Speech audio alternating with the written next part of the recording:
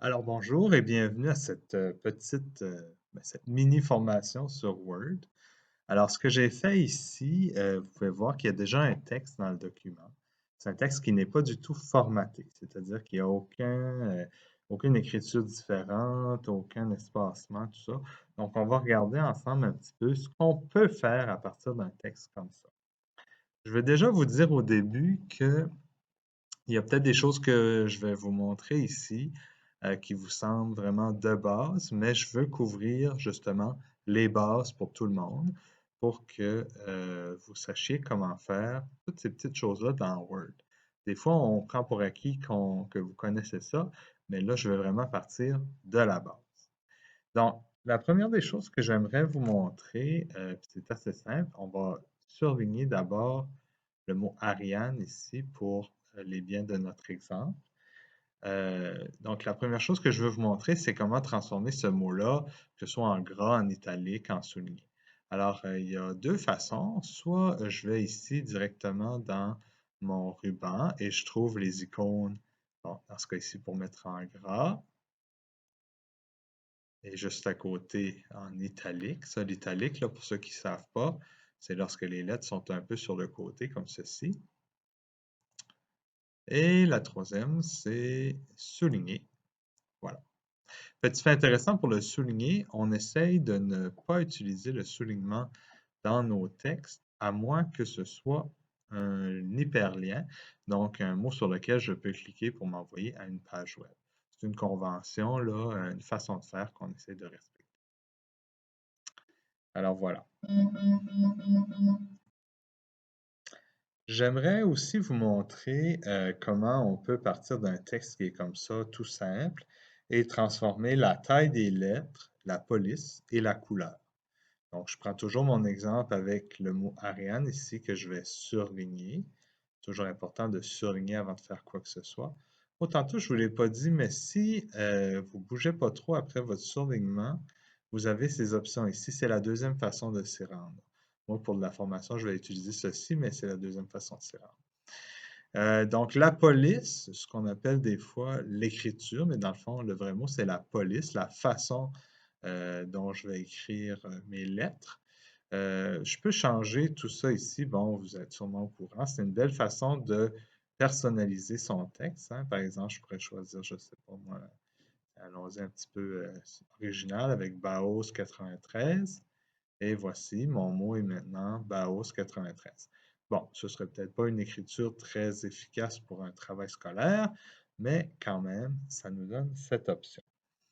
Euh, dans le même ordre d'idée, je peux aller modifier la taille des lettres ici. Bon, par défaut, moi, mon Word le met à 11, mais je pourrais décider de l'envoyer à, je ne sais pas moi, 60. Et à ce moment-là, mon mot devient grandeur 60. Une autre façon de le faire aussi, c'est avec les deux petites icônes ici. Donc, le A avec la flèche vers le haut pour augmenter la police et le A avec la flèche vers le bas pour diminuer la taille. Et je peux le ramener comme ça jusqu'à la même taille que les autres, c'est-à-dire 11. Je peux aussi de la même façon travailler sur le surlignement ici. Donc, par exemple, je vais l'avoir surligné en jaune, ainsi que la couleur de la police comme telle. Donc, je pourrais décider que mes lettres sont en rouge. Ah, il faut le surligner par contre. Et voilà. Donc, j'ai réussi à modifier mon texte ici. Alors, toujours dans un même texte ici, on va parler un peu de l'alignement. L'alignement, je reçois des fois des travaux d'élèves que c'est fait un peu drôlement, où ils cherchent, eux, à me remettre un travail qui est centré comme ceci.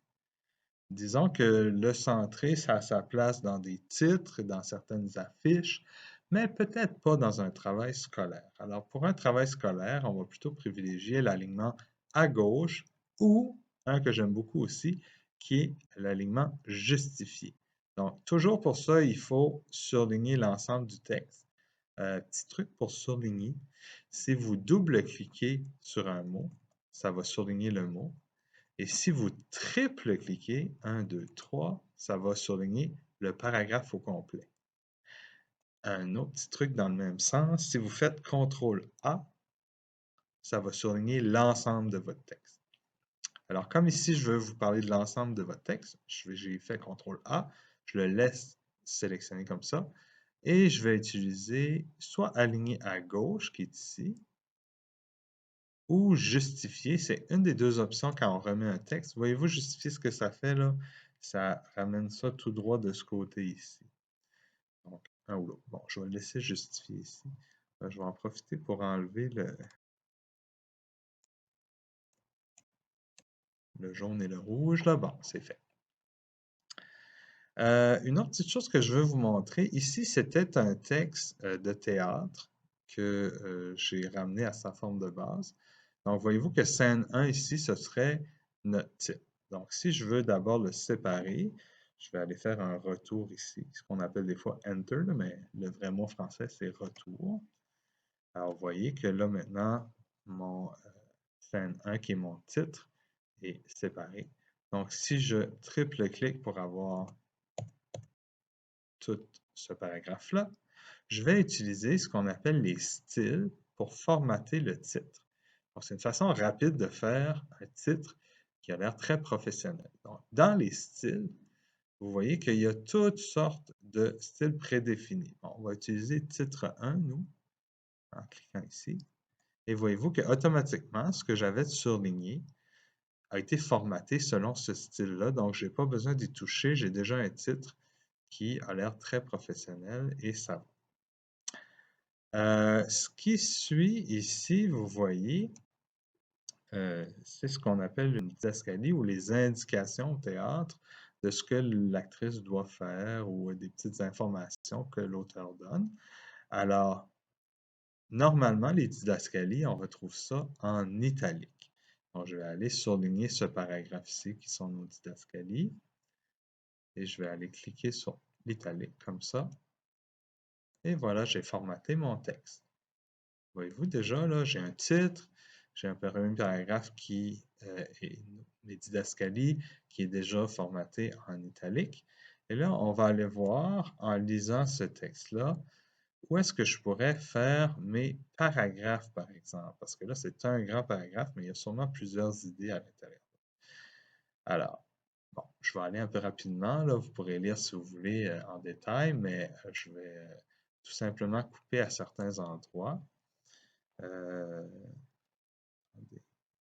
Ici, je vais faire un retour. Voyez-vous qu'automatiquement, Word là, va mettre un tout petit espace supplémentaire entre mes paragraphes. Si je veux aller jouer avec ça, je peux toujours sélectionner mon paragraphe ici.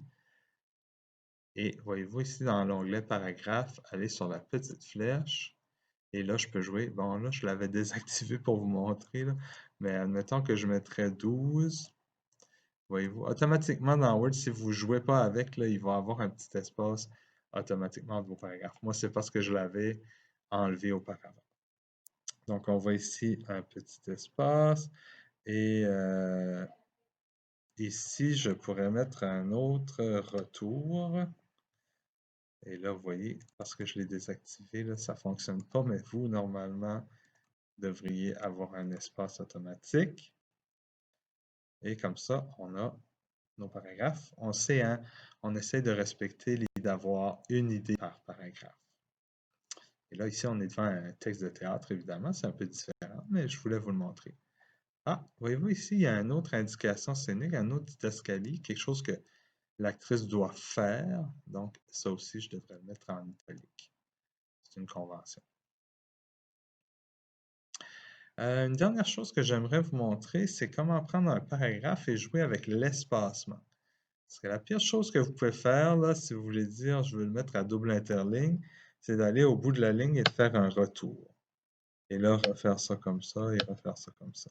Ça paraît vraiment pas bien. Voyez-vous que Word essaye de corriger ces mots-là parce qu'il pense que c'est le début d'un paragraphe, tout ça. Donc ça, on va essayer d'éviter ça. Je vais enlever ça.